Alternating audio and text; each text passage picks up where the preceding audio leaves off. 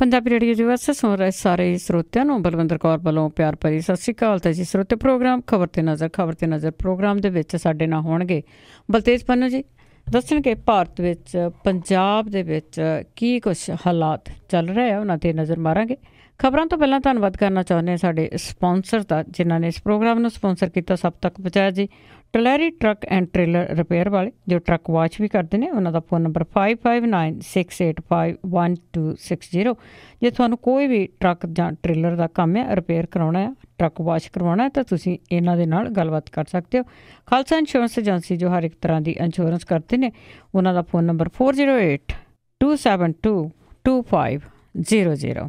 Gurdeep Singh ji ਪਿਰਦੀ ਕਲੋਬਸ, ਅਸ਼ਾਨਜੀਤ Singh Kaloti ਜੁੱਬਾ city, Satnam Singh Shergill Salma, Bahadur Singh Gill ਫਾਵਲਰ ਤੋਂ, ਸੁੱਚਾ ਸਿੰਘ ਜੀ ਫਰਾਜ਼ਨੋ, ਹਰਵਿੰਦਰ ਸਿੰਘ ਸਮਰਾ ਜੁੱਬਾ city, Jassi Gill, Tarvinder Singh ਤੇ ਪ੍ਰੀਤਮ ਸਿੰਘ ਗਿੱਲ ਬੇਕਰਸਵੇਲ ਤੋਂ ਬਹੁਤ ਬਹੁਤ ਆਪ ਸਭ ਦਾ ਧੰਨਵਾਦ ਕਰਦੇ ਹਾਂ। ਪ੍ਰੋਗਰਾਮ ਨੂੰ ਸਪੋਂਸਰ ਕੀਤਾ, ਸਭ ਤੱਕ ਪਹੁੰਚਾਇਆ ਜੀ। ਸਾਡੇ ਨਾਲ ਜੁੜ ਚੁੱਕੇ ਨੇ ਬਲਤੇਜ ਪੰਨੂ ਜੀ। ਸਤਿ ਸ਼੍ਰੀ ਅਕਾਲ, ਸਵਾਗਤ ਹੈ ਜੀ। ਸਤਿ ਸ਼੍ਰੀ ਅਕਾਲ ਜੀ, ਧੰਨਵਾਦ ਜੀ, ਬਹੁਤ ਮਿਹਰਬਾਨੀ। ਹਾਂਜੀ, ਸਭ ਤੋਂ ਪਹਿਲਾਂ ਗੱਲਬਾਤ ਕਰਦੇ ਹਾਂ ਜੀ, ਚਿਦੰਬਰਮ ਦੀ ਗ੍ਰਿਫਤਾਰੀ ਨੂੰ ਲੈ ਕੇ ਸਿਆਸੀ ਜੰਗ ਸ਼ੁਰੂ ਹੋ ਗਿਆ ਜੀ। ਬਿਲਕੁਲ ਜੀ, ਐਕਚੁਅਲੀ ਜੋ ਕੁਝ ਪਹਿਲਾਂ ਚੱਲਦੀ ਸੀਗੀ ਗੱਲ ਕਿ ਜਦੋਂ ਭਾਰਤੀ ਜਨਤਾ ਪਾਰਟੀ ਵਾਲੇ ਹੁੰਦੇ ਸੀ ਆਪੋਜੀਸ਼ਨ ਦੇ ਵਿੱਚ, ਉਦੋਂ ਇਹ ਗੱਲ ਕਹਿੰਦੇ ਸੀਗੇ ਕਿ CBI ਜਿਹੜੀ ਆ ਉਹ ਕੇਂਦਰ ਦੀ ਸਰਕਾਰ ਦਾ ਤੋਤਾ ਹੈ, ਜਾਂ ਕਾਂਗਰਸ ਦਾ ਤੋਤਾ ਜਿਹੜਾ ਜੀ ਉਹ ਕਿਹਾ ਜਾਂਦਾ ਸੀਗਾ। ਹੁਣ ਤੁਸੀਂ ਕਹਿ ਲਓ ਕਿ ਜਿਹੜੀ ਕਾਂਗਰਸ ਆ ਉਹ ਇਹ ਗੱਲ ਕਹਿੰਦੀ ਹੈ ਕਿ CBI ਜਿਹੜੀ ਆ ਉਹ ਕੇਂਦਰ ਦੀ ਸਰਕਾਰ ਦੇ ਹੱਥਾਂ ਦੇ ਵਿੱਚ ਖੇਡ ਰਹੀ ਹੈ। ਇੱਕ ਗੱਲ ਤਾਂ ਤਕਰੀਬਨ ਜਿਹੜੀ ਹੈ ਜੀ ਉਹ ਦੋਨੇ ਧਿਰਾਂ ਹੀ, ਜੇ ਦੋਨਾਂ ਦੇ ਬਿਆਨ ਦੇਖ ਲਏ ਜਾਣ ਤਾਂ ਉਹ ਮੰਨਦੀਆਂ ਨੇ ਕਿ ਕੇਂਦਰ ਦੀ ਸਰਕਾਰ ਜਿਹਦੀ ਵੀ ਹੋਵੇ, ਉਹ ਫਿਰ ਇਸ ਤਰ੍ਹਾਂ ਦੀਆਂ ਜਿਹੜੀਆਂ ਏਜੰਸੀਆਂ ਉਹਨੂੰ ਆਪਣੇ ਤੌਰ ਤਰੀਕੇ ਦੇ ਨਾਲ ਵਰਤਦੀ ਹੈ। ਇਹ ਦੋਵੇਂ ਧਿਰਾਂ ਜਿਹੜੀਆਂ ਉਹ ਐਡਮਿਟ ਕਰ ਰਹੀਆਂ ਨੇ, ਜੇ ਉਹਨਾਂ ਦੇ ਬਿਆਨ ਜਿਹੜੇ ਆ ਉਹ ਆਪਸ ਦੇ ਵਿੱਚ ਮਿਲਾਏ ਜਾਣ ਤਾਂ। ਜਿਹੜਾ ਪੀ ਚਿਦੰਬਰਮ ਹੈ, ਉਹਦੇ ਮੁੰਡੇ ਨੂੰ ਜਿਹੜਾ ਕਿ ਵਿਦੇਸ਼ ਤੋਂ ਆਇਆ ਸੀਗਾ, ਉਹਨੂੰ ਗ੍ਰਿਫਤਾਰ ਕਰ ਲਿਆ ਗਿਆ ਔਰ ਫਿਰ ਉਹਨੂੰ ਇੱਕ ਫਲਾਈਟ ਦੇ ਰਾਹੀਂ ਦਿੱਲੀ ਲਿਆਂਦਾ ਗਿਆ ਔਰ ਇੱਥੇ ਜਿਹੜਾ ਜੀ ਕਾਰਤੀ ਚਿਦੰਬਰਮ ਸੀਗਾ, ਉਹਨੂੰ ਜਿਹੜੀ CBI ਦੀ ਇੱਕ ਦਿਨ ਦੇ ਰਿਮਾਂਡ ਦੇ ਉੱਤੇ ਅਦਾਲਤ ਨੇ ਭੇਜਿਆ ਜੀ। ਕਾਰਤੀ ਨੂੰ ਮੈਟਰੋਪੋਲੀਟਨ ਮੈਜਿਸਟਰੇਟ ਜਿਹੜਾ ਸੀ ਉਹਦੇ ਸਾਹਮਣੇ ਪੇਸ਼ ਕੀਤਾ ਗਿਆ। ਐਕਚੁਅਲੀ ਇਹ ਕਿਹਾ ਗਿਆ ਕਿ ਕਾਰਤੀ ਚਿਦੰਬਰਮ ਜਿਹੜਾ ਜੀ ਉਹਨੇ ਕੁਝ ਕੰਪਨੀਆਂ ਜਿਹੜੀਆਂ ਸੀਗੀਆਂ ਉਹਨਾਂ ਦਾ ਕੰਮ ਕਰਾਉਣ ਦੇ ਵਾਸਤੇ ਉਹਨਾਂ ਤੋਂ ਵੱਡੀ ਲਈ ਅਜਿਹੀ ਜਿਹੜੀ ਹੈ ਜੀ ਉਹ ਗੱਲ ਕੀਤੀ ਜਾ ਰਹੀ ਹੈ। ਹੁਣ ਸਵਾਲ ਇਹ ਹੈ ਕਿ ਇਹ ਕਿੰਨਾ ਪੁਰਾਣਾ ਕੇਸ ਹੈ ਔਰ ਕੇਸ ਟਾਈਮ ਦੇ ਉੱਤੇ ਜਿਹੜਾ ਵੀ ਕੱਢਿਆ ਜਾ ਰਿਹਾ, ਇਹਨੂੰ ਲੈ ਕੇ ਜਿਹੜਾ ਇੱਕ ਦੂਜੇ ਦੇ ਉੱਤੇ ਸਿਆਸੀ ਹਮਲੇ ਜਿਹੜੇ ਉਹ ਤੇਜ਼ ਹੋ ਰਹੇ ਨੇ, ਕਿਉਂਕਿ ਜਿਹੜੇ ਬੈਂਕਾਂ ਦੇ ਘੁਟਾਲੇ ਸਾਹਮਣੇ ਆਏ ਆ, ਉਸ ਮਾਮਲੇ ਦੇ ਵਿੱਚ ਚੌਤਰਫਾ ਘਿਰੀ ਪਈ ਜਿਹੜੀ ਸਰਕਾਰ ਹੈ ਕੇਂਦਰ ਦੀ, ਉਹ ਕੋਈ ਨਾ ਕੋਈ ਇਸ ਤਰ੍ਹਾਂ ਦੀ ਖਬਰ ਲੱਭਣ ਦੇ ਚੱਕਰ ਦੇ ਵਿੱਚ ਹੈ ਜਿਹੜੀ ਕਿ ਇਸ ਵੱਡੀ ਖਬਰ ਜਿਹੜੀ ਪੰਜਾਬ ਨੈਸ਼ਨਲ ਬੈਂਕ ਦਾ ਘੁਟਾਲਾ ਇਹਨੂੰ ਦਬਾ ਦੇਵੇ।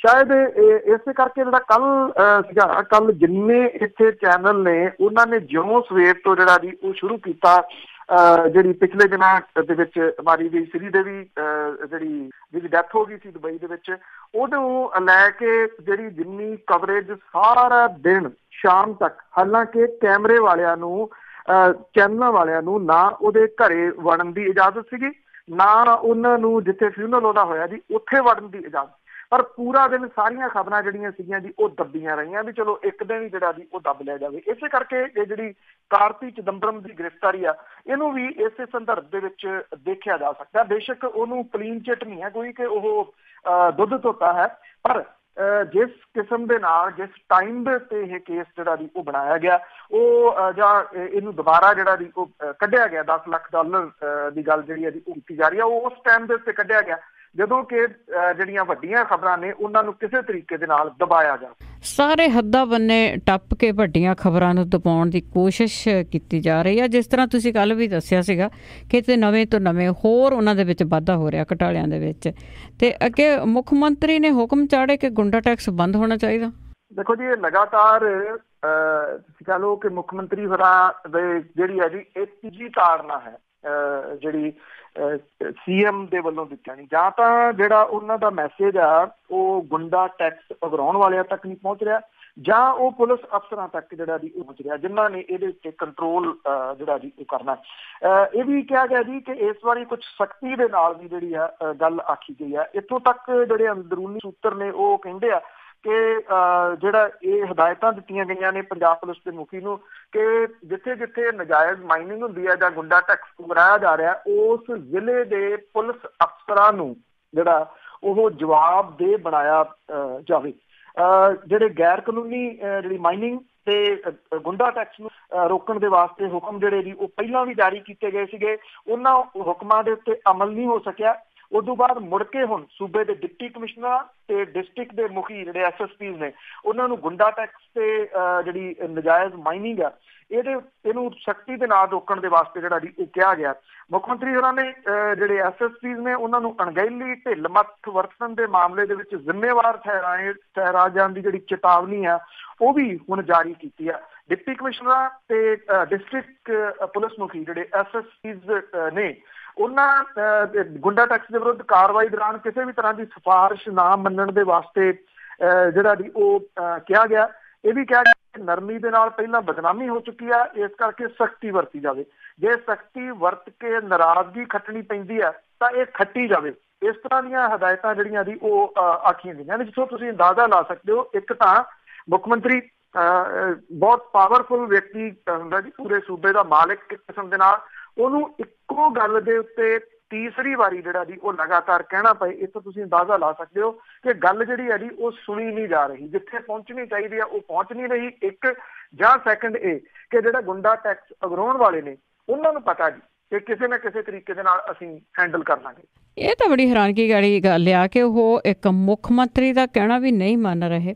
ਅੱਗੇ ਲੰਗਾਹ ਦੇ ਉੱਤੇ ਕੇਸ ਹੋਇਆ ਸੀ ਤਾਂ ਉੱਥੇ ਕੇਸ ਕਰਨ ਵਾਲੀ ਔਰਤ ਆ ਆਪਣੇ ਬਿਆਨਾਂ ਤੋਂ ਪਲਟ ਗਈ, ਤੇ ਹੋ ਸਕਦਾ ਉਸ ਔਰਤ ਤੇ ਵੀ ਕੇਸ। ਦੇਖੋ ਜੀ, ਇਹ ਐਕਚੁਅਲੀ ਮਾਮਲਾ ਚਰਚਾ ਦਾ ਵਿਸ਼ਾ ਇੱਕ ਵਾਰੀ ਫੇਰ ਜਿਹੜਾ ਜੀ ਉਹ ਬਣ ਗਿਆ। ਉਹ ਇਸ ਕਰਕੇ ਬਣ ਗਿਆ ਕਿ ਜਦੋਂ ਗੁਰਦਾਸਪੁਰ ਦੀ ਜ਼ਿਮਨੀ ਚੋਣ ਹੋ ਰਹੀ ਸੀ ਤਾਂ ਜਿਹੜੇ ਪੰਥਕ ਆਗੂ ਸੁੱਚਾ ਸਿੰਘ ਲੰਗਾਹ, ਜਿਹੜਾ ਕਿ ਸ਼੍ਰੋਮਣੀ ਗੁਰਦੁਆਰਾ ਪ੍ਰਬੰਧਕ ਕਮੇਟੀ ਦਾ ਮੈਂਬਰ ਵੀ ਹੈ ਔਰ ਉਹ ਸ਼੍ਰੋਮਣੀ ਗੁਰਦੁਆਰਾ ਪ੍ਰਬੰਧਕ ਕਮੇਟੀ ਦੀ ਧਰਮ ਪ੍ਰਚਾਰ ਦੀ ਜਿਹੜੀ ਕਮੇਟੀ ਆ ਉਹਦਾ ਵੀ ਉਹ ਮੈਂਬਰ ਰਿਹਾ। ਉਹਦੀ ਇੱਕ ਇਤਰਾਜ਼ਯੋਗ ਵੀਡੀਓ ਜਿਹੜੀ ਜਦੋਂ ਵਾਇਰਲ ਹੋ ਗਈ, ਉਦੋਂ ਜਿਸ ਔਰਤ ਨੇ ਮਾਮਲਾ ਦਰਜ ਕਰਾਇਆ ਸੀ ਉਹਨੇ ਇੱਕ ਤਾਂ 164 ਦੇ ਤਹਿਤ ਬਿਆਨ ਹੁੰਦੇ ਆ ਜੀ ਜਿਹੜੇ ਜੱਜ ਦੇ ਸਾਹਮਣੇ ਦਿੱਤੇ ਜਾਂਦੇ ਆ, ਉਹ ਤੋਂ ਮੁੱਕਰਿਆ ਨਹੀਂ ਜਾ ਸਕਦਾ, ਉਹ ਦਰਜ ਕਰਾਏ ਔਰ ਉਹਨੇ ਨਾਲ ਇੱਕ ਪੈਨ ਡਰਾਈਵ ਜਿਹੜੀ ਉਹ ਸੌਂਪੀ ਸੀ। ਪੁਲਿਸ ਨੇ ਇਹ ਉਦੋਂ ਜਿਹੜੀ ਇਹਦੀ ਰਿਪੋਰਟ ਜਾਰੀ ਕੀਤੀ ਸੀਗੀ।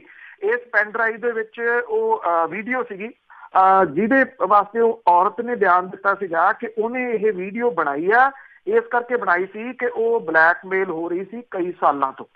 ਹੁਣ ਅਦਾਲਤ ਦੇ ਵਿੱਚ ਜਿਹੜਾ ਜੀ ਉਹਨੇ ਇਹ ਗੱਲ ਕਹੀ ਆ ਕਿ ਵੀਡੀਓ ਦੇ ਵਿੱਚ ਮੈਂ ਹੈ ਹੀ ਨਹੀਂ, ਉਹ ਕੋਈ ਹੋਰ ਔਰਤ ਹੈ। ਉਹ ਇਹ ਵੀ ਕਹਿੰਦੀ ਆ ਕਿ FIR ਮੈਂ ਨਹੀਂ ਦਰਜ ਕਰਾਈ। ਉਹ ਇਹ ਵੀ ਕਹਿੰਦੀ ਆ ਕਿ ਮੇਰੇ ਉੱਤੇ ਪੁਲਿਸ ਨੇ ਜਿਹੜਾ ਸੀ ਉਹ ਦਬਾਓ ਪਾ ਕੇ ਆਪ ਹੀ ਇਹ ਸਾਰਾ ਮਾਮਲਾ ਜਿਹੜਾ ਸੀ ਉਹ ਦਰਜ ਕਰ ਲਿਆ।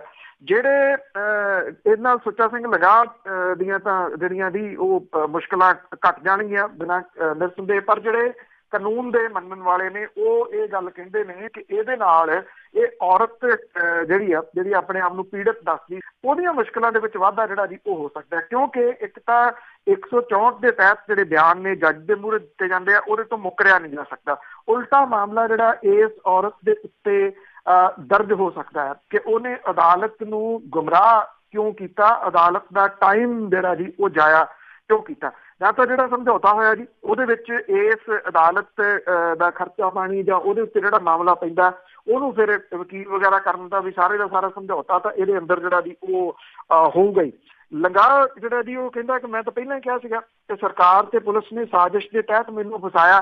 ਸੁੱਚਾ ਸਿੰਘ ਲੰਗਾਹ ਇਹ ਵੀ ਕਹਿੰਦਾ ਸੀਗਾ ਕਿ ਵੀਡੀਓ ਦੇ ਵਿੱਚ ਮੈਂ ਨਹੀਂ, ਹੁਣ ਔਰਤ ਵੀ ਕਹਿੰਦੀ ਹੈ ਕਿ ਮੈਂ ਨਹੀਂ, ਲੰਗਾਹ ਵੀ ਕਹਿੰਦਾ ਰਿਹਾ ਜੀ ਕਿ ਮੈਂ ਨਹੀਂ। ਹੁਣ ਵੀਡੀਓ ਦੇ ਵਿੱਚ ਕੌਣ ਨੇ, ਜਾਂਚ ਤਾਂ ਵੈਸੇ ਇਹਦੀ ਵੀ ਹੋਣੀ ਚਾਹੀਦੀ ਹੈ ਕਿ ਉਹ ਕੌਣ ਨੇ ਜਿਨ੍ਹਾਂ ਨੇ ਵੀਡੀਓ ਜਿਹੜੀ ਬਣਾਈ ਤੇ ਵੀਡੀਓ ਦੇ ਵਿੱਚ ਜਿਹੜੇ ਕਿਰਦਾਰ ਦਿਸ ਰਹੇ ਆ ਉਹ ਕਿਹੜੇ ਨੇ। ਇੱਕ ਔਰ ਦੂਜੀ ਗੱਲ ਕੀ ਹੁਣ ਇਹ ਸਮਝਿਆ ਜਾਵੇ ਜਿਵੇਂ ਉਹਨੇ ਕਿਹਾ ਕਿ ਇਹ ਸਾਜ਼ਿਸ਼ ਹੋਈ ਆ, ਸੁੱਚਾ ਸਿੰਘ ਲੰਗਾਹ ਉਹਨੇ ਅਦਾਲਤ ਤੋਂ ਇਸ ਮਾਮਲੇ ਦੇ ਨਾਲ ਬਰੀ ਜਿਹੜਾ ਜੀ ਉਹ ਹੋ ਜਾਣਾ, ਤੇ ਉਹਦੇ ਹੁਣ ਇਹ ਸਮਝਿਆ ਜਾਵੇ ਕਿ ਉਹਦੀ ਪੰਥ ਦੇ ਵਿੱਚ ਵੀ ਵਾਪਸੀ ਜਿਹੜੀ ਵੀ ਹੋ ਸਕਦੀ ਹੈ। ਇਹ ਕਾਫੀ ਵੱਡਾ ਸਵਾਲ ਹੈ ਜੀ, ਜਿਹੜੇ ਆਉਂਦੇ ਦਿਨਾਂ ਦੇ ਦੌਰਾਨ ਉੱਭਰ ਕੇ ਸਾਹਮਣੇ ਆਊਗਾ। ਬਿਲਕੁਲ ਜੀ, ਜੇ ਉਹ ਵੀ ਨਹੀਂ ਸੀ ਕਿ ਇਹ ਮੂਵੀ ਆ ਕਿ ਕਿਸੇ ਮੂਵੀ ਦੀ ਗੱਲਬਾਤ ਕਰ ਰਹੇ ਆ। ਤੇ ਅੱਗੇ ਟਰੂਡੋ ਦੀ ਫੇਰੀ ਦੇ ਵੇਲੇ ਬੜਾ ਵਿਵਾਦ ਸੀਗਾ ਜੀ ਉੱਤੇ, ਹੁਣ ਉਸਦੇ ਬਿਆਨ ਤੋਂ ਫਿਰ ਵਿਵਾਦ ਦਾ ਵਿਸ਼ਾ। ਬਿਲਕੁਲ ਜੀ, ਐਕਚੁਅਲੀ ਜਿਹੜਾ ਇੱਕ ਤਾਂ ਇੱਥੋਂ ਭਾਰਤ ਦੇ ਵੱਲੋਂ ਜਿਹੜਾ ਜੀ ਸਪਸ਼ਟੀਕਰਨ ਦਿੱਤਾ ਗਿਆ, ਜਿਹੜੇ ਐਕਸਟਰਨਲ ਅਫੇਅਰ ਮਿਨਿਸਟਰੀ ਆ ਉਹਦੇ ਸਪੋਕਸਮੈਨ ਨੇ ਜਿਹੜਾ ਜੀ ਜਵਾਬ ਦਿੱਤਾ। ਉੱਧਰ ਕਿਉਂਕਿ ਮਾਮਲਾ ਕੈਨੇਡਾ ਤੋਂ ਵਾਇਆ ਹੋ ਕੇ ਜਿਹੜਾ ਜੀ ਇੱਥੇ ਫਿਰ ਪਹੁੰਚ ਗਿਆ, ਔਰ ਕੈਨੇਡਾ ਦੇ ਪ੍ਰਧਾਨ ਮੰਤਰੀ ਜਸਟਿਨ ਟਰੂਡੋ ਹੋਰਾਂ ਦੀ ਫੇਰੀ ਜਿਹੜੀ ਆ ਜੀ ਉਹ ਇੱਕ ਵਾਰੀ ਫਿਰ ਜਿਹੜੀ ਇੱਥੇ ਚਰਚਾ ਦੇ ਵਿੱਚ ਹੈ। ਔਰ ਹੁਣ ਜਿਹੜੀ ਚਰਚਾ ਦਾ ਵਿਸ਼ਾ ਇਸ ਕਰਕੇ ਬਣਿਆ ਕਿ ਬੇਸ਼ੱਕ ਇੱਥੇ ਪ੍ਰਧਾਨ ਮੰਤਰੀ ਜਸਟਿਨ ਟਰੂਡੋ ਹੋਰਾਂ ਨੇ ਇਹ ਕਿਸੇ ਸਾਜ਼ਿਸ਼ ਤੋਂ ਨਾ ਕੀਤੀ ਸੀਗੀ ਜਸਪਾਲ ਅਟਵਾਲ ਵਾਲੇ ਮਾਮਲੇ ਦੇ ਵਿੱਚ, ਕਿ ਇਹ ਕੋਈ ਸਾਜ਼ਿਸ਼ ਜਿਹੜੀ ਆ ਜੀ ਉਹ ਹੋ ਸਕਦੀ ਆ। ਉਹਨਾਂ ਕਿਹਾ ਕਿ ਇੱਕ ਜਿਹੜਾ ਮੈਂਬਰ ਪਾਰਲੀਮੈਂਟ ਹੈ ਰਣਦੀਪ ਸਿੰਘ ਉਹਨੇ ਸੱਦਿਆ ਸੀਗਾ ਜੀ। ਹੁਣ ਇਹ ਵੀ ਕਿਹਾ ਗਿਆ ਜੀ ਕਿ ਉਹਦੇ ਕੋਲੇ ਜਿਹੜੇ ਕੁਝ ਅਹੁਦੇ ਸੀ ਉਹਨਾਂ ਤੋਂ ਅਸਤੀਫਾ ਲੈ ਲਿਆ ਲਿਬਰਲ ਨੇ ਜੀ, ਔਰ ਉਹਦਾ ਅਸਤੀਫਾ ਜਿਹੜਾ ਜੀ ਉਹ ਸਵੀਕਾਰ ਵੀ ਹੋ ਗਿਆ। ਜਸਪਾਲ ਅਟਵਾਲ ਜਿਹੜਾ ਜੀ ਉਹ ਵੀ ਇਸ ਮਾਮਲੇ ਦੇ ਵਿੱਚ ਕੁੱਦਿਆ। ਉਹਨੇ ਇਹ ਗੱਲ ਕਹੀ ਆ ਕਿ ਉਹਦੀ ਜਿਹੜੀ ਦੋਸਤੀ ਆ ਉਹ ਲਿਬਰਲ ਦੇ ਨਾਲ ਪੁਰਾਣੀ ਰਹੀ ਆ। ਉਹਨੇ ਇਹ ਵੀ ਕਿਹਾ ਕਿ ਉਹ ਕੋਈ ਖਾਲਿਸਤਾਨੀ ਸਪੋਰਟਰ ਨਹੀਂ ਹੈਗਾ, ਨਾ ਉਹ ਖਾਲਿਸਤਾਨੀ ਸਪੋਰਟਰ ਜਿਹੜਾ ਜੀ ਉਹ ਰਿਹਾ। ਹੁਣ ਵੱਡਾ ਸਵਾਲ ਇਹ ਆ ਜੀ ਕਿ ਇਹਨੂੰ ਕਿਹਨੇ ਉਭਾਰਿਆ ਜਿਹੜਾ ਇਸ ਸਭ ਕਾਸੇ ਨੂੰ। ਉਹ ਮੀਡੀਆ ਜਿਹੜਾ ਪਹਿਲਾਂ ਬਲੈਕ ਆਊਟ ਕਰੀ ਬੈਠਾ ਸੀ ਇੱਕ ਦਿਨ ਪਹਿਲਾਂ ਇਸ ਸਾਰੀ ਫੇਰੀ ਨੂੰ, ਉਹ ਕੁਝ ਵੀ ਜਿਹੜਾ ਜੀ ਦੱਸਣ ਦੇ ਵਾਸਤੇ ਕਹਿਣ ਦੇ ਵਾਸਤੇ ਤਿਆਰ ਨਹੀਂ ਸੀਗਾ। ਚਾਹੇ ਉਹ ਪੰਜਾਬ ਫੇਰੀ ਸੀਗੀ ਟਰੂਡੋ ਹੋਰਾਂ ਦੀ ਜਿਹਦੇ ਵਿੱਚ ਉਹ ਦਰਬਾਰ ਸਾਹਿਬ ਵੀ ਗਏ, ਉਹਨੂੰ ਉਭਾਰਿਆ ਨਹੀਂ ਗਿਆ ਬਿਲਕੁਲ ਵੀ। ਪਰ ਇੱਕਦਮ ਉਹ ਹਰਕਤ ਦੇ ਵਿੱਚ ਉਦੋਂ ਆ ਗਿਆ ਜਦੋਂ ਜਸਪਾਲ ਅਟਵਾਲ ਦੇ ਨਾਲ ਮਿਸਿਸ ਟਰੂਡੋ ਦੀਆਂ ਪਿਕਚਰਸ ਜਿਹੜੀਆਂ ਸੀਗੀਆਂ ਜੀ ਉਹ ਸਾਹਮਣੇ ਆ ਗਈਆਂ। ਹੁਣ ਜਿਹੜਾ ਜੀ ਜਦੋਂ ਇਹ ਮਾਮਲਾ ਖਾਸ ਤੌਰ ਦੇ ਉੱਤੇ ਜਿਹੜੀਆਂ ਕੈਨੇਡਾ ਦੀਆਂ ਏਜੰਸੀਜ਼ ਨੇ ਉਹਨਾਂ ਦੇ ਸਾਹਮਣੇ ਜਿਹੜਾ ਜੀ ਉਹ ਲਿਆਂਦਾ ਕਿ ਇਹ ਇੱਕ ਸਿਆਸੀ ਤੰਤਰ ਸੀਗਾ ਜਿਹਦੇ ਵਿੱਚ ਸਾਬਕਾ ਸਜ਼ਾ ਯਾਫਤਾ ਨੂੰ ਭਾਰਤ ਦੇ ਵਿੱਚ ਜਿਹੜਾ ਜੀ ਉਹ ਲਿਆ ਕੇ ਡਿਨਰ ਦੇ ਉੱਤੇ ਲਿਆਂਦਾ ਗਿਆ, ਔਰ ਜਿਹੜੇ ਪ੍ਰਧਾਨ ਮੰਤਰੀ ਨੇ ਕੈਨੇਡਾ ਦੇ ਉਹਨਾਂ ਨੂੰ ਜਿਹੜੇ ਗਰਮ ਦਲੀਏ ਨੇ ਉਹਨਾਂ ਦਾ ਸਪੋਰਟਰ ਦੱਸਿਆ ਜਾਵੇ। ਇਹਦੇ ਕਰਕੇ ਜਿਹੜਾ ਜੀ ਇੱਥੇ ਲਿਆ ਕੇ ਉਹਨੂੰ ਉਭਾਰਿਆ ਗਿਆ। ਜਿਹੜੇ ਪ੍ਰਧਾਨ ਮੰਤਰੀ ਨੇ ਕੈਨੇਡਾ ਦੇ, ਜਦੋਂ ਉਹਨਾਂ ਨੇ ਇਹ ਜਵਾਬ ਦੇ ਦਿੱਤਾ ਜੀ ਕਿ ਇਹਦੇ ਵਿੱਚ ਕੋਈ ਨਾ ਕੋਈ ਸੱਚਾਈ ਤਾਂ ਹੋ ਸਕਦੀ ਹੈ, ਜੇ ਇੰਨਾ ਕੁਛ ਹੋਇਆ, ਤਾਂ ਅੱਗੋਂ ਜਿਹੜਾ ਸੀਗਾ ਜੀ ਫਿਰ ਬਿਆਨ ਇੱਥੋਂ ਐਕਸਟਰਨਲ ਅਫੇਅਰ ਮਿਨਿਸਟਰੀ ਤੋਂ ਜਿਹੜਾ ਜਾਰੀ ਕੀਤਾ ਗਿਆ ਕਿ ਸਾਡਾ ਉਹਦੇ ਨਾਲ ਕੋਈ ਲੈਣਾ ਦੇਣਾ ਨਹੀਂ। ਜਸਪਾਲ ਅਟਵਾਲ ਵਾਲੇ ਮਾਮਲੇ ਦੇ ਵਿੱਚ ਇਹ ਕਿਹਾ ਕਿ ਅਸੀਂ ਉਹਦੇ ਵਿੱਚੋਂ ਜਿਹੜਾ ਜੀ ਉਹ ਕੀ ਲੈਣਾ ਜਾਂ ਅਸੀਂ ਉਹਨੂੰ ਕਿਉਂ ਲਿਆਉਣਾ ਸੀਗਾ। ਪਰ ਇਹ ਜਿਹੜੀ ਕਾਲੀ ਸੂਚੀ ਇਹ ਕਿਵੇਂ ਉਹਦੇ ਵਿੱਚੋਂ ਉਹਦਾ ਨਾਮ ਨਿਕਲਿਆ, ਉਹ ਇੱਥੇ ਕਿਵੇਂ ਆਇਆ, ਪਿਛਲੇ ਸਮੇਂ ਦੇ ਦੌਰਾਨ ਜਦੋਂ ਉਹ ਆਉਂਦਾ ਰਿਹਾ ਉਹਦੀਆਂ ਜਿਹੜੀਆਂ ਪਿਕਚਰ ਉਹ ਵੀ ਵਾਇਰਲ ਹੋ ਗਈਆਂ, ਉਹਦੇ ਹੀ ਫੇਸਬੁੱਕ ਤੋਂ ਲਈਆਂ ਹੋਈਆਂ, ਔਰ ਜਿਹੜਾ ਜੀ ਉਹ ਵੱਖ-ਵੱਖ ਥਾਵਾਂ ਦੇ ਉੱਤੇ ਭਾਰਤੀ ਅਧਿਕਾਰੀਆਂ ਦੇ ਨਾਲ ਵੀ ਜਿਹੜਾ ਜੀ ਉਹ ਦਿਸਦਾ ਰਿਹਾ। ਇਸ ਕਰਕੇ ਕਿਤੇ ਨਾ ਕਿਤੇ ਜਿਹੜਾ ਸਵਾਲ ਸੀਗਾ ਉਹ ਤਾਂ ਰੇਜ਼ ਹੁੰਦਾ ਰਿਹਾ। ਔਰ ਹੋਰ ਨੇਤਾ ਜਿਹੜੇ ਆਏ ਨੇ ਅਜੇ ਪਰਸੋਂ ਇੱਥੇ ਭਾਰਤੀ ਫੇਰੀ ਦੇ ਉੱਤੇ 3 ਦਿਨਾਂ ਫੇਰੀ ਦੇ ਉੱਤੇ, ਉਹਨੂੰ ਲੈਣ ਦੇ ਵਾਸਤੇ ਪ੍ਰਧਾਨ ਮੰਤਰੀ ਨਰਿੰਦਰ ਮੋਦੀ ਹੁਣੀ ਫੇਰ ਚਲੇ ਗਏ। ਪ੍ਰੋਟੋਕਾਲ ਜਿਹੜਾ ਸੀ ਉਹ ਤੋੜ ਕੇ, ਹਾਲਾਂਕਿ ਉਹ ਰਾਤ ਨੂੰ ਫਲਾਈਟ ਜਿਹੜੀ ਸੀ ਉਹ ਆਈ, ਪਰ ਇਹ ਪ੍ਰੋਟੋਕਾਲ ਜਿਹੜਾ ਸੀਗਾ ਜੀ ਉਹ ਕੈਨੇਡੀਅਨ ਪ੍ਰਾਈਮ ਮਿਨਿਸਟਰ ਦੇ ਸਮੇਂ ਨਹੀਂ ਤੋੜਿਆ ਗਿਆ। ਮੇਰਾ ਖਿਆਲ ਇਹਦੇ ਉੱਤੇ ਚਰਚਾ ਜਿਹੜੀ ਹੈ ਜੀ ਬੜਾ ਲੰਬਾ ਸਮਾਂ ਚੱਲਦੀ ਰਹੂਗੀ। ਜਸਟਿਨ ਟਰੂਡੋ ਦੀ ਸ਼ਾਇਦ ਕੈਨੇਡਾ ਦੇ ਵਿੱਚ ਵੀ ਜਿਹੜੀਆਂ ਉਹਨਾਂ ਦੀਆਂ ਵਿਰੋਧੀ ਧਿਰਾਂ ਨੇ ਉਹਨਾਂ ਦੇ ਉੱਤੇ ਜਿਹੜਾ ਜੀ ਉਹ ਘਿਰਦੇ ਰਹਿਣਗੇ ਇਸ ਪੱਖੋਂ ਕਿ ਉਹਨਾਂ ਨੂੰ ਇਹ ਦੌਰਾ ਕਰਨ ਦੀ ਕੀ ਜ਼ਰੂਰਤ ਜਿਹੜੀ ਹੈ ਜੀ ਉਹ ਪਈ ਸੀ, ਔਰ ਖਾਸ ਤੌਰ ਦੇ ਉੱਤੇ ਇਸ ਸਾਰੀ ਕਹਾਣੀ ਦਾ ਸੂਤਰਧਾਰ ਕੌਣ ਸੀ ਜਿਹਨੇ ਇਹ ਸਾਰਾ ਕੁਝ ਜਿਹੜਾ ਜੀ ਘੜਿਆ, ਔਰ ਉੱਥੋਂ ਇਹ ਫੋਟੋਆਂ ਜਿਹੜੀਆਂ ਸੀ ਕੈਨੇਡੀਅਨ ਮੀਡੀਆ ਨੂੰ ਜਾਰੀ ਕਰਕੇ ਉੱਥੋਂ ਖਬਰਾਂ ਜਿਹੜੀਆਂ ਨੈਗੇਟਿਵ ਸੀ ਉਹ ਬਣਵਾਈਆਂ। ਜੀ ਇਸ ਦੇ ਪਿੱਛੇ ਡੂੰਘੀ ਸਾਜ਼ਿਸ਼ ਆ। ਤੇ ਅੱਗੇ ਥਰਮਲ ਪਲਾਂਟ ਦੀ ਜੇ ਗੱਲ ਕਰਦੇ ਆ ਤੇ ਉਸ ਮਾਮਲੇ ਦੇ ਵਿੱਚ ਜਿਨ੍ਹਾਂ ਨੇ ਜ਼ਮੀਨਾਂ ਦਿੱਤੀਆਂ ਸੀਗੀਆਂ ਉਹਨਾਂ ਦੇ ਪਰਿਵਾਰਾਂ ਦੀਆਂ ਨੌਕਰੀਆਂ ਵੀ ਗਈਆਂ। ਦੇਖੋ ਜੀ ਇਹ ਤਰਾਸਦੀ ਜਿਹੜੀ ਉਹ ਹੈ ਜੀ ਇਹਨਾਂ ਪਰਿਵਾਰਾਂ ਦੀ, ਚਾਹੇ ਕਿਉਂਕਿ ਜਿਹੜੇ ਇਹ ਬਿਲਡਿੰਗਾਂ ਉਸਰਦੀਆਂ ਨੇ, ਪੱਥਰਾਂ ਦੇ ਜੰਗਲ ਜਿਹੜੇ ਆ ਜੀ ਉਹ ਉਸਰਦੇ ਆ, ਉਹਦੇ ਵਿੱਚ ਕਿੰਨੇ ਲੋਕ ਜਿਹੜੇ ਆ ਦਬੇ ਜਾਂਦੇ ਆ, ਉਹਨਾਂ ਦੇ ਘੱਟ ਹੀ ਜਿਹੜੀ ਆ ਜੀ ਉਹ ਗੱਲਬਾਤ ਹੁੰਦੀ ਆ। ਚਾਹੇ ਉਹ ਚੰਡੀਗੜ੍ਹ ਦਾ ਮਸਲਾ ਕਿਉਂ ਨਾ ਹੋਵੇ, ਚੰਡੀਗੜ੍ਹ ਕਿਹੜੇ ਪਿੰਡਾਂ ਨੂੰ ਜਿਹੜਾ ਉਹ ਉਜਾੜ ਕੇ ਬਣਾਇਆ ਗਿਆ ਸੀ, ਉਹਨਾਂ ਲੋਕਾਂ ਦਾ ਕੀ ਬਣਿਆ, ਉਹ ਕਿੱਥੇ ਜਾ ਕੇ ਸੈਟਲ ਹੋਏ, ਉਹ ਹੋਏ ਸੈਟਲ ਜਾਂ ਉੱਜੜ ਗਏ, ਇਹ ਕਦੀ ਕੋਈ ਜਿਹੜਾ ਜੀ ਉਹ ਨਹੀਂ ਦੇਖਦਾ। ਇਸੇ ਤਰੀਕੇ ਦੇ ਨਾਲ ਬਠਿੰਡਾ ਥਰਮਲ ਪਲਾਂਟ ਜਦੋਂ 1 ਜਨਵਰੀ ਤੋਂ ਬੰਦ ਜਿਹੜਾ ਜੀ ਉਹ ਕੀਤਾ ਗਿਆ, ਪਹਿਲਾਂ ਕਈ ਦਿਨਾਂ ਤੋਂ ਜਿਹੜੀ ਉਹ ਗੱਲ ਕਰ ਰਹੇ ਆ ਕਿ ਇਹਦੇ ਵਿੱਚ ਕੋਈ 635 ਦੇ ਕਰੀਬ ਉਹ ਲੋਕ ਨੇ ਜਿਹੜੇ ਕੱਚੇ ਕਾਮੇ ਨੇ। ਇਹਨਾਂ ਦੀਆਂ ਨੌਕਰੀਆਂ ਜਿਹੜੀਆਂ ਜੀ ਉਹ ਚਲੇ ਗਈਆਂ। ਇਹ ਵਿਚਾਰੇ ਇਸ ਵੇਲੇ ਸੰਘਰਸ਼ ਕਰ ਰਹੇ ਨੇ। ਜਿਹੜਾ ਇਹ ਜਿਵੇਂ ਇੱਕ ਕਾਮਾ ਜਸਵਿੰਦਰ ਸਿੰਘ ਹੈ ਇੱਥੇ, ਉਹਦਾ ਦਾਦਾ ਸੀਗਾ ਜਿਨ੍ਹਾਂ ਦੀ ਜ਼ਮੀਨ ਅਕਵਾਇਰ ਇੱਥੋਂ ਹੋਈ ਸੀਗੀ। ਇਹਦੇ ਦਾਦੇ ਅਜਮੇਰ ਸਿੰਘ ਦੀ 13 ਏਕੜ ਜ਼ਮੀਨ ਖੋਈ ਗਈ। ਅਕਵਾਇਰ ਤਾਂ ਨਹੀਂ ਹੁੰਦੀ ਕਿਉਂਕਿ ਦਲੀਲ ਅਪੀਲ ਹੈ ਨਹੀਂ ਗੀ ਕੋਈ ਵੀ, ਜਦੋਂ ਇਸ ਤਰ੍ਹਾਂ ਜ਼ਮੀਨਾਂ ਜਿਹੜੀਆਂ ਦੀ ਉਹ ਖੋਈਆਂ ਜਾਂਦੀਆਂ ਨੇ। ਜਦੋਂ ਥਰਮਲ ਪਲਾਂਟ ਦੀਆਂ ਵੱਡੇ ਚਿਮਨੀਆਂ ਜਿਹੜੀਆਂ ਦੀ ਉਹ ਬਣੀਆਂ ਉੱਥੇ, ਤਾਂ ਇਹ ਜ਼ਮੀਨਾਂ ਜਿਹੜੀਆਂ ਉਜੜਨ ਵਾਲੇ ਲੋਕ ਸੀਗੇ ਜਿਨ੍ਹਾਂ ਦੀਆਂ ਖੋਲੀਆਂ ਗਈਆਂ, ਉਹਨਾਂ ਨੂੰ ਇਸ ਗੱਲ ਦੀ ਆਸ ਸੀ ਵੀ ਚਲੋ ਨੌਕਰੀਆਂ ਜਿਹੜੀਆਂ ਜੀ ਉਹਨਾਂ ਨੂੰ ਮਿਲ ਜਾਣਗੀਆਂ ਇਹਦੇ ਵਿੱਚ, ਔਰ ਇੱਥੇ ਉਹਨਾਂ ਦਾ ਰੋਜ਼ੀ ਰੋਟੀ ਜਿਹੜੀ ਹੈ ਜੀ ਉਹ ਚੱਲਦੀ ਹੋਊਗੀ। ਹੁਣ ਕੀ ਹੋਇਆ ਕਿ ਜਿਹੜੇ ਲੋਕ ਇੱਥੇ ਕੱਚੀ ਨੌਕਰੀ ਕਰਦੇ ਸੀਗੇ ਉਹਨਾਂ ਨੂੰ ਨੌਕਰੀਆਂ ਤੋਂ ਹੱਥ ਧੋਣੇ ਪੈ ਗਏ। ਪਹਿਲਾਂ ਉਹਨਾਂ ਦੀਆਂ ਜ਼ਮੀਨਾਂ ਚਲੇ ਗਈਆਂ, ਹੁਣ ਉਹਨਾਂ ਦੀਆਂ ਜਿਹੜੀਆਂ ਜੀ ਉਹ ਨੌਕਰੀਆਂ ਚਲੇ ਗਈਆਂ। ਬਠਿੰਡਾ ਥਰਮਲ ਪਲਾਂਟ ਦੇ ਵਾਸਤੇ 1968-69 ਦੇ ਵਿੱਚ ਉਹ 2200 ਏਕੜ ਜ਼ਮੀਨ ਅਕਵਾਇਰ ਜਿਹੜੀ ਉਹ ਕੀਤੀ ਗਈ। ਪਿੰਡ ਸਿਵੀਆਂ, ਜੋਗਾ ਆਨੰਦ ਤੋਂ ਇਲਾਵਾ ਬਠਿੰਡੇ ਦੇ ਕੋਠੇ ਅਮਰਪੁਰ, ਕੋਠੇ ਸੁੱਚਾ ਸਿੰਘ, ਕੋਠੇ ਕਾਮੇ ਕੇ ਸੈਂਕੜੇ ਕਿਸਾਨਾਂ ਦੀ ਜ਼ਮੀਨ ਜਿਹੜੀ ਉਹ ਅਕਵਾਇਰ ਹੋਈ। ਇਹਨਾਂ ਦੇ ਪਰਿਵਾਰਾਂ ਨੂੰ ਨੌਕਰੀਆਂ ਨਹੀਂ ਦਿੱਤੀਆਂ ਗਈਆਂ।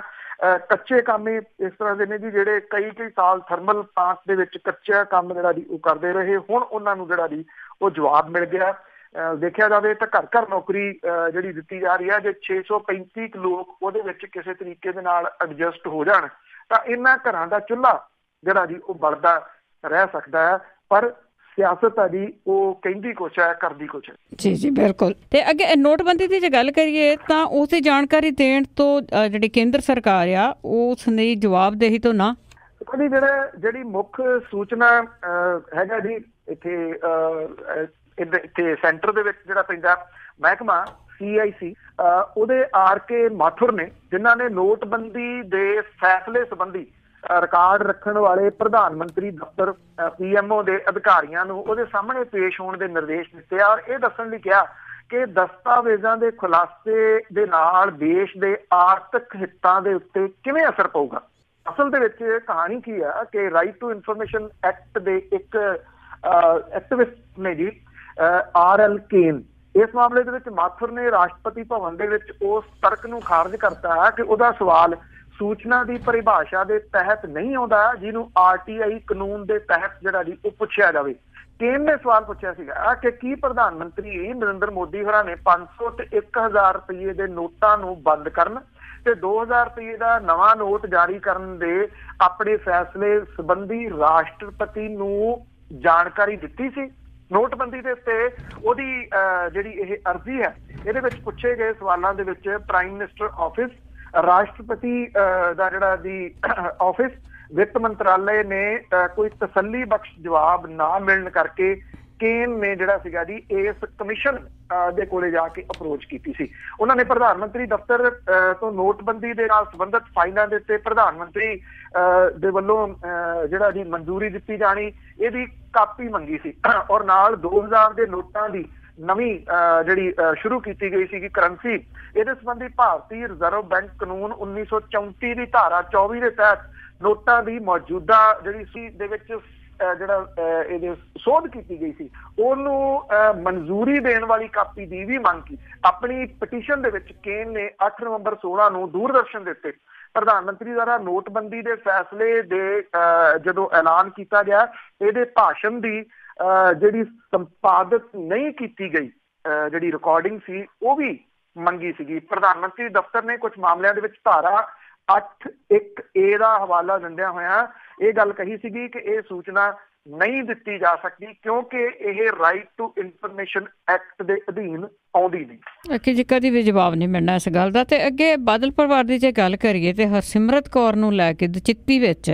ਉਹਨੂੰ ਕਿਹੜੀ ਥਾਂ ਤੋਂ ਜਿਤਾਇਆ ਜਾਵੇ?